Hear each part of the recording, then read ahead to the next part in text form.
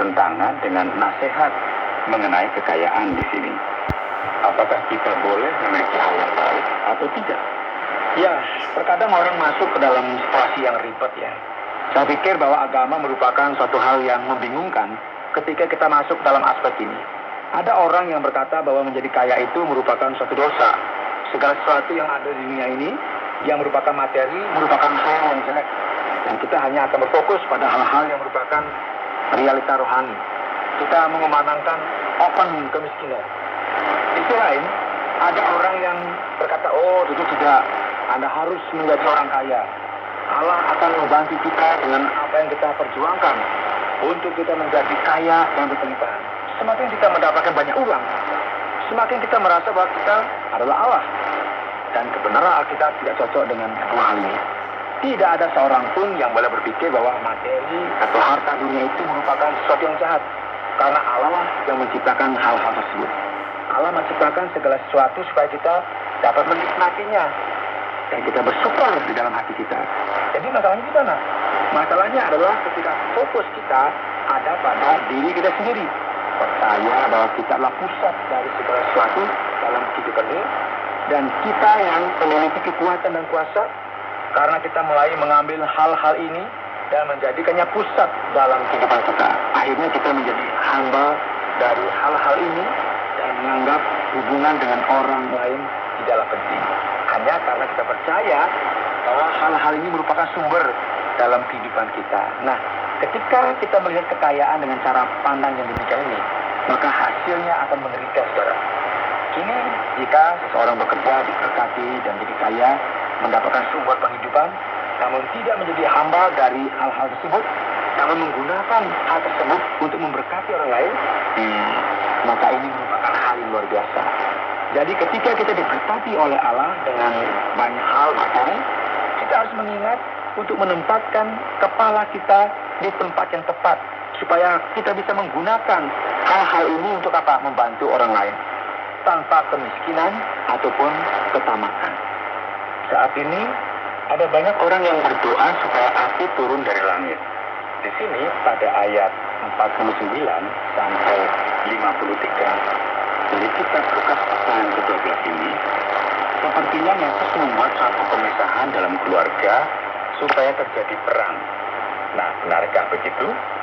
Kasih saya, Yesus berbicara mengenai hal-hal yang jika kita tidak dapat ketahui 100%, hasilnya kita menjadi bencana. Dia datang untuk mendatangkan api dari langit ke dunia ini dan berharap hal itu sudah baik. Apa yang terjadi di sini? Firman Tuhan berkata bahwa akan ada pertentangan di dalam rumah, 3 melawan 2 dan 2 melawan 3, bapak melawan anak melawan bapak, ibu melawan anak, dan anak melawan ibu. Menantu melawan mertua, demikian sebaliknya. Saya berpikir ya, karena manusia sebenarnya tidak memerlukan Yesus untuk hal ini. Mereka bisa melakukan hal ini sendiri. Namun apa yang terjadi di sini adalah karena Yesus membawa pesan ke dunia ini dan tidak setiap orang mengharapkan pesan tersebut. Kadang ketika seseorang memutuskan untuk memikirkan kemuliaan manusianya di tengah dunia, yang menempatkan manusia menjadi pusat dari segala sesuatu, karena ketika mereka kembali ke rumah mereka akan terjadi konflik terhadap orang yang ada di posisi mereka yang baru. Dan Yesus membuat perpecahan dalam keluarga. Ini tidak ada kaitannya dengan kita mengikuti pengajaran Yesus dan menjadi orang Kristen.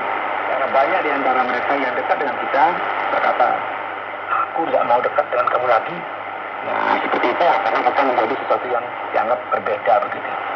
Jadi untuk meringkas hal ini, ketika kita sampai kepada akhir pasal ini, dikatakan di sana sampai semua terbayar lunas. Kita perhatikan di sini, apakah Yesus berkata bahwa orang Kristen yang tidak taat akan dihukum sampai mereka membayar lunas? Ya, ini merupakan diskusi yang agak berat, Obi. Karena firman Tuhan akan memberitahu kita beberapa hal di sini. Kita memiliki satu ide di sini tentang seseorang tuan yang kembali dan mendapatkan hambanya memukuli hamba yang lain. Dan dia makan dan minum. Firman Tuhan berkata, jika tuannya pulang secara tiba-tiba dan tidak ada sangka-sangka, ia akan menghukum dan menempatkannya dengan orang yang tidak percaya lainnya.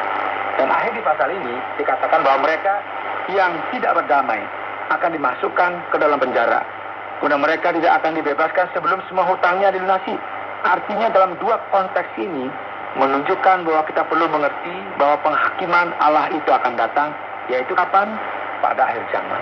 Nah, karena itu sikap orang-orang yang melayani Allah, perhatikan, pada Allah ini merupakan konteks Yahudi. Jadi kita harus pertimbangkan hal ini, dengan kata lain bahwa seseorang harus berusaha melakukan segala sesuatu yang mereka bisa untuk menyelesaikan waktunya dengan Allah selama masih ada waktu, karena penghakiman Allah akan datang. Dan ini akan berubah sedikit, saudara. Mereka yang menekankan kepada kebebasan manusia berkata, sepertinya ada pelayan yang tidak taat kepada Allah yang pasti akan menerima hukuman yang mengerikan karena mereka ini. Sedangkan nelayan berkata, oh tidak begitu, keselamatan mereka telah dijamin, maka mereka harus menerima konsekuensi atas apa yang mereka lakukan. Namun ini tidak ada kaitannya dengan keselamatan mereka. Ya, ini merupakan pertanyaan teologis yang akan terbentuk berdasarkan sudut pandang masing-masing orang yang ada di sini. Dalam sejarah kekristenan, khususnya abad pertengahan, ada orang-orang yang berpikir bahwa bagian ini berarti kita masih harus membayar dosa kita setelah kematian. Namun pikiran semacam ini tidak dapat kita temukan dalam perjanjian baru. Dan hal ini tidak membuktikan pemikiran yang bersifat teologi tersebut palsu. Saudara, apakah Anda berpikir bahwa program ini sudah selesai? Jangan kemana-mana dulu, karena ada bagian yang perlu kita dengar dalam pelajaran kali ini. Hari ini pendengar yang dikasih oleh Tuhan dalam program Jalan 66, kita telah mempelajari kitab Lukas pasal 12. Ya, berhati-hati saja sudah cukup. Peringatan yang disampaikan oleh Yesus merupakan peringatan yang serius. Dan hal ini menunjukkan kepada kita mengenai hal-hal yang dapat hilang dalam kehidupan kerohanian kita.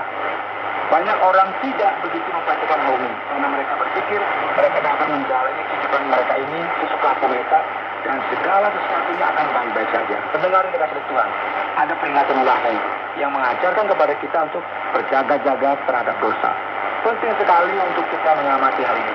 Jika tidak ada bayarani, maka tidak perlu adanya peringatan dan nasihat seperti ini. Saudara, inilah pembelajaran kita hari ini dalam program Jalan 66. Kami tetap mengundang saudara untuk bergabung kembali bersama dengan petualangan yang mengasihkan dari pelajaran dalam kitab suci.